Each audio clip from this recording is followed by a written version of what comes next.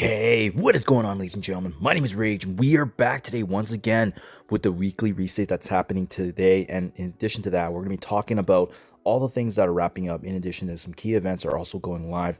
But let's not forget the big blog update from over the weekend is that BATTLEWORLD 2.0. This is going to be the brand new one featuring Sentry.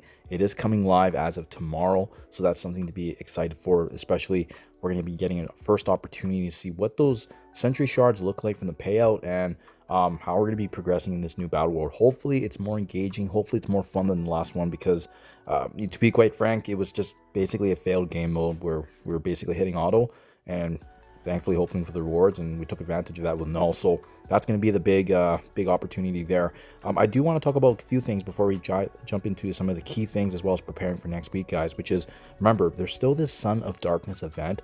Time recording, still a day, 18 hours remaining. So pre-recorded a little bit just because I have some weekend activities here, but you can see here, don't forget to do your battle in Cosmic Crucible and get a max of 72,000 points. And then if you do have Daemon Hellstrom, you can get some additional points here and there. For myself personally, and I've made this known in my past videos, that I am skipping this event just because of the fact that I want to save up my power cores for future events. And we know, as you'll see later on as well in the data mines, that there is going to be new ISO 8 purple 5 leaderboard starting as soon as next week. So we want to be mindful of that. That's why we're conserving our resources here.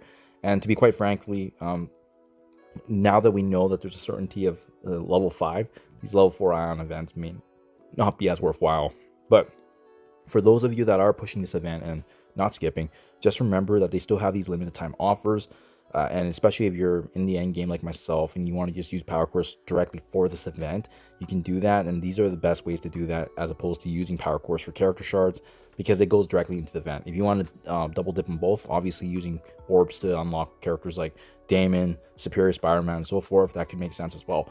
But that also leads me into the next update, which is there's actually going to be 100 shards of Superior Spider-Man up for grabs in the command center once this fully resets here. So that's something really, really exciting to be on the lookout for. I've almost gotten unlocked actually from the antimatter store, but yeah, it's great that he's gonna be coming in that free-to-play aspect as well. Aside from that, guys, I mean, Hellcat, she's not actually getting introduced this week, so there's a bit of a pause there. She's going to be coming in next week, just given all the activities happening with respect to Battle World. I suspect that they probably just need a bit more time to make sure that they're managing that as well, in addition to some key things that are also going live. I think there's a new strike pass featuring some of the Hellfire Club members as well, so take advantage of that, I believe. Let's talk about some of the big events that are starting this week, though. If you head over back to the milestones, there is going to be this new multiversal Sentry event. So again, tied back to Battle World in the sense that the more points you earn in Battle World, it's going to be working globally across all players in the game, especially engaging, right? You can see battling in Battle World is going to get points. Now, watch out for this one, guys. Remember, these multiversal global milestones usually give us a huge teaser in regards to what character teams coming from a rework perspective. So we know there's a strong probability Thunderstrike is going to be the next legendary character. I'm hoping there's going to be some sort of love going back to Asgardians. We'll see if this gets confirmed, guys. This is going to be a pretty big week once we get down to the bottom of the milestones and see what diamond or red star opportunities are getting rewarded to all players. So watch out for this one. This is going to be big. We have the continuation here of the Raid Warzone event. As if you recall, you just have to basically partake with the regular game modes that you've been doing across the board. Raids, War, in addition to using Insidious 6, and it has been an opportunity to get some additional resources here as well, in addition to Hobgoblin. But this is going to be the last version of this Alliance event, because there is going to be actually a new Alliance leaderboard event starting next week that does actually have even more opportunities for ISO 8 purple ions. So we'll talk about that as well. But I think that's everything in game here, guys, that we can see in terms of what they can show us. And then lastly, don't forget to, we still have Shadow King Trials returning. So this is going to be the monthly return here. It's been occurring for basically every month this year. Blast Arc Trials also just wrapped up. And we also have the new Red Dead rematch featuring the Zombie Scarlet Witch. So there's going to be some more shards to take advantage of her there. Basically following the trend here of, first with Zim, then Zugs, then obviously with Zombie Scarlet Witch, we know that Undying, the new zombie Kestrel, is right around the corner as well. So that's pretty exciting stuff. Okay, let's talk about the data mines real quick. We already covered this in the past video, but for those of you that missed that video update from the weekend, I do want to cover this again.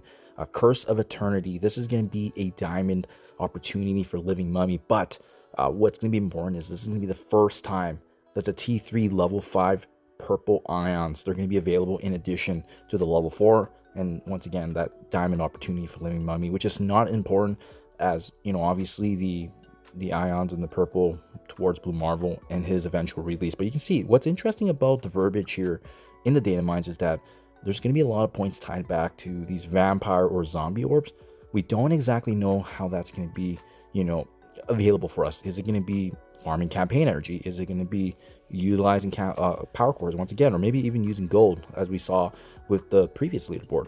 So they've been switching things up here, and that's why we need to be ready to pivot or need be. That's why I always recommend building up and trying to do well as you can in arena, so that way we can accumulate power cores to allow us to pivot. But aside from that, we're also going to be getting some points here from Hellcat Diamond Orbs, some battling in raids, in addition to using Living Mummy, as well as if you have him unlocked at 5 stars and above, also some bonus points there. So something to be on the lookout for there. Now, the Plague Rising, this is the new Alliance leaderboard event that seems like it's going to be recurring for the next few weeks. I don't know how long it's going to be, but we'll obviously check on the data mines week in, week out. But you can see gain progress in this event by earning tier 1 to tier 5 level. Tier 1 to tier 5 vampire from vampire orbs. Earn fantastic rewards, including Morbius, Oath, Blade Shards, as well as keeping up with your leaderboard for your alliance and a chance to earn level 4 on. So they're going to be trying to like dish out more and more of this as we get closer and closer to Blue Marvel's release. Hence why it's important for us to maximize and try to do best we can, right? It's going to be really, really important. Aside from that, the other update that was kind of exciting is the fact that there is going to be a new danger room tied back to the zombie and dying team. So which makes sense because they usually follow, you know, the trend, the theme of the month, and it's really fitting of Halloween as well. So if you have this undying team built up, they're going to matter. But I also suspect there's probably going to be some different characters that we can utilize as not just the undying or zombie characters that can add value.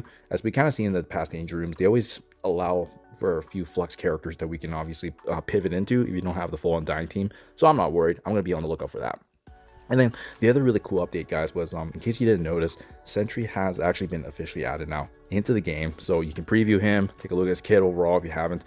But yeah, really, really cool. And then you can even see his other form as well. I believe you hit the Golden Warrior, and then there's the Void right there. So yeah, really, really cool stuff. Anyways, guys, there you have it. That's a weekly reset. We'll be back with more information as we hear, and I'm sure there's gonna be some big announcements this week as we get closer and closer to chapter 3 starting here. So there you guys have it. Thank you for your time as always, and I'll catch you guys in the next one.